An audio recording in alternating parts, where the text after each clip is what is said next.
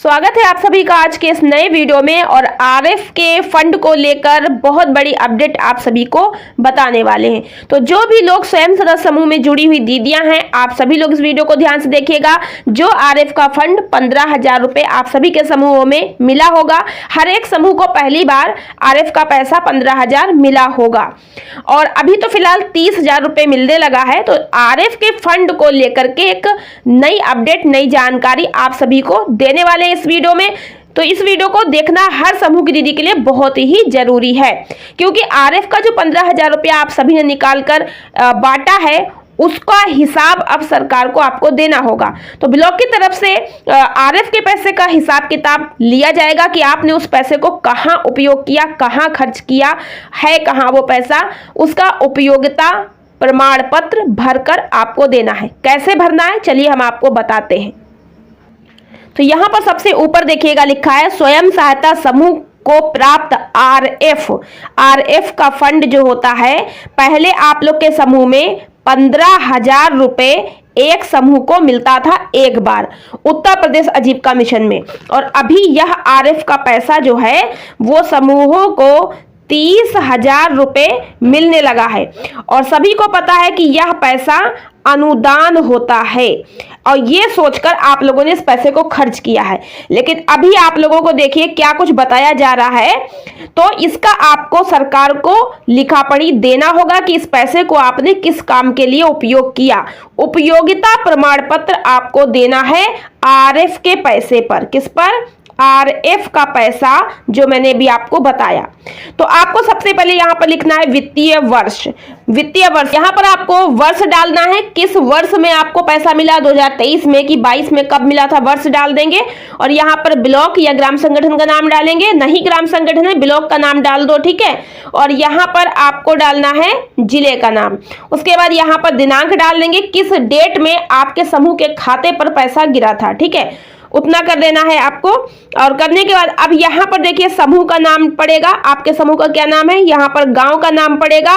और यहाँ पर लिखा है कुल प्राप्त रिवॉल्विंग फंड निधि।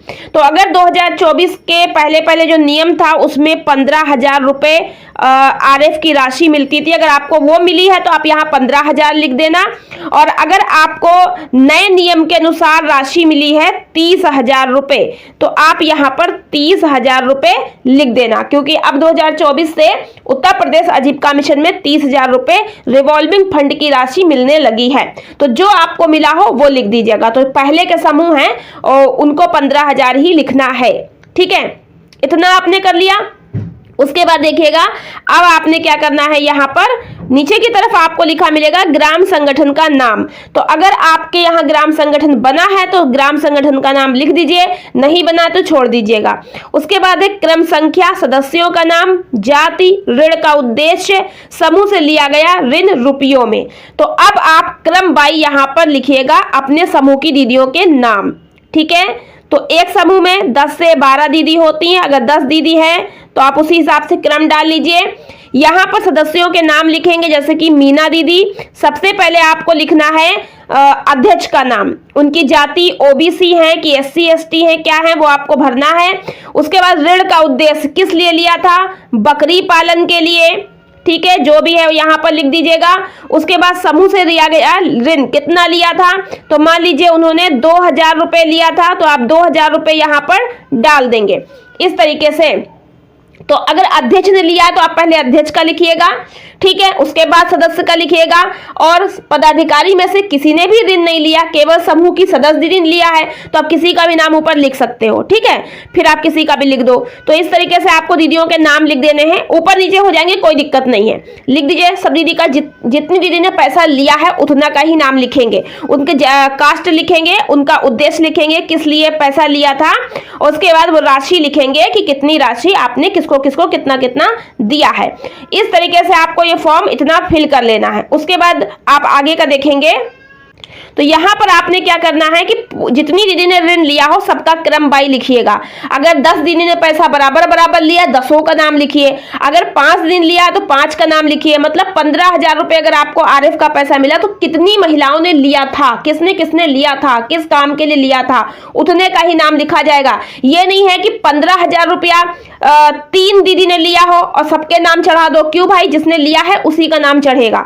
अब देखो यहाँ पर आपको कुल करना है, यानी कि आपको कुल कितना पैसा आपने, मतलब कितनी दीदियां कुल हैं और कितना पैसा आपने यहाँ पर कुल टोटल दिया है। उसके बाद यहाँ पर है समूह का नाम, यहाँ पर अपने डाल देंगे और लिख देंगे स्वयं सहायता समूह। ये देख लीजिए क्या लिखा है, यहाँ समूह का नाम डालेंगे स्वयं सहायता समूह। यह उपयोगिता प्रमाण पत्र इस आधार पर दे रही है कि उपर्युक्त उल्लेखित उद्देश्यों के लिए ही सदस्यों के द्वारा ऋण का उपयोग किया गया है। क्या बताया गया कि उपर्युक्त, जो ऊपर हमने लिख कर दिया है, उसी उद्देश्य के लिए पैसा उधार लिया गया है दीदी के द्वारा। ठीक है, और अगर वापसी आ गई है तो अच्छी बात। जैसे मान लो आपका सारा पैसा समूह में वापसी आ गया है, यहाँ पर थोड़ा सा भी आपको दिखा देते हैं।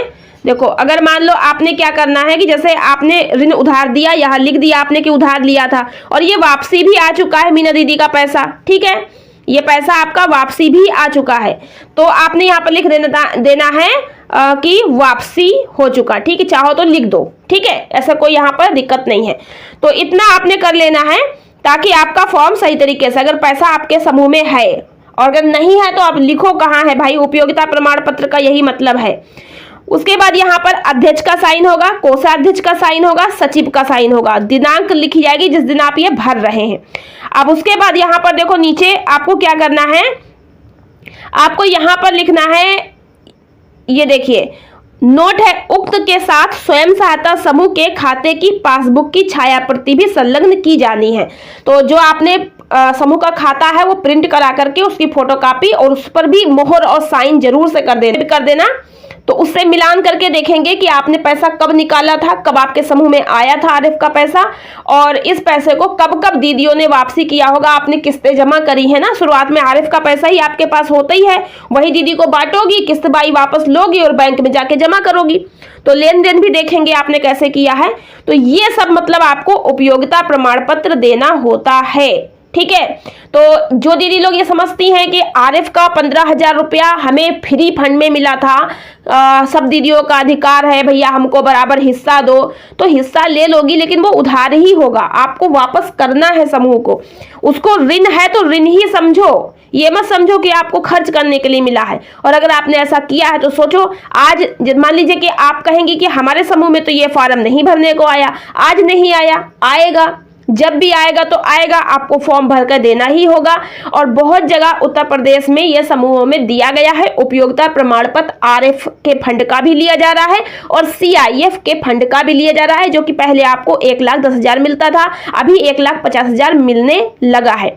तो दीदी अगर आप लोगों को पहले से जानकारी नहीं थी और आज आप हमारी वीडियो देख रही हैं और आप लोग ने अभी नया नया फंड पाया है, तो आगे से सही चलिए, सही तरीके से फंड का यूज करिए, तो जिससे कि आपका समूह सही चल सके। तो यह बहुत ही इंपॉर्टेंट जानकारी थी आप सभी तक पहुंचाने के लिए। अब अगर आपके मन में है कि आपने पैसा खर्च कर लिया, क्या करें, तो समूह आपका है, पैसा आपने खर्च किया, धीरे धीरे अपने समूह में पूर्ति करें, वापसी करें, ताकि समूह फिर से पंचसूत्र का पालन कर सके और समूह अच्छे से संचालित हो सके। तो आशा करते हैं ये वीडियो आपको काफी ज्यादा हेल्पफुल लगी होगी, ये फॉर्म भरना भी आपके लिए आसान हुआ होगा और आरएफ सीआईएफ के फंड की सही जानकारी आप तक पहुंच गई होगी। बहुत लोग कहेंगे कि आरएफ का फंड तो हमें अनुदान के रूप में मिलता है, पुरस्कार के रूप में मिलता है, वो तो हमारा होता है। तो भाई वो आपको खर्च करने के लिए नहीं मिलता, सरकार ने उसको चक्री निधि के रूप में आपको सहायता के लिए दिया है। वो आपके समूह में तब तक रहेगा जब तक आपका समूह चल रहा है। समूह जब कभी आपका एंड होगा तब जो सरकार का निर्णय होगा उस हिसाब से आप काम करिएगा। अभी फिलहाल वो सरकारी पैसा है तो आपको उसको यूं ही खर्च करके बर्बाद नहीं करना है। तो मिलते हैं नेक्स्ट वीडियो पसंद आई तो लाइक और शेयर जरूर से कर दीजिएगा। आज की वीडियो में इतना ही, धन्यवाद।